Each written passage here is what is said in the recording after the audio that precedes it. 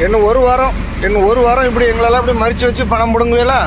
Border check போஸ்ட்டில் அடுத்த வாரம் எங்கள் தலைவர் விஜய் வந்துடுவார் முதலமைச்சராக. உங்களை தூக்க சொல்லி தான் நாங்கள் அவர்கிட்ட கோரிக்கை வைக்க போகிறோம். உங்கள் தொல்லை எங்களால் தாங்க முடியல ஐயா.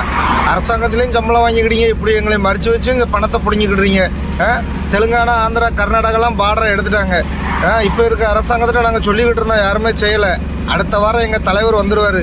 வந்த பிறகு வேக்காடே உங்களுக்கு தான். அது வரைக்கும் இந்த ஒரு வாரமும் எவ்வளவு முடியுமோ அவ்வளோ பிடிங்குவாங்க.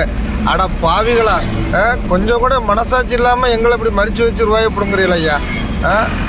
ரூபா போகிறது மட்டுமாய்யா, எங்களோட நேரம் எல்லாம் போயிடுது. ஒரு டைமுக்கு போக முடியல. இப்படி 1 மணி நேரம் 2 மணி நேரம் இப்படி லைனில் நாங்கள் நின்னோம்னா எங்கள் நிலமை என்ன ஆச்சு? அடுத்த வரப்போகிற முதல்வராகிய விஜய் சாருக்கு ஒரு கோரிக்கை.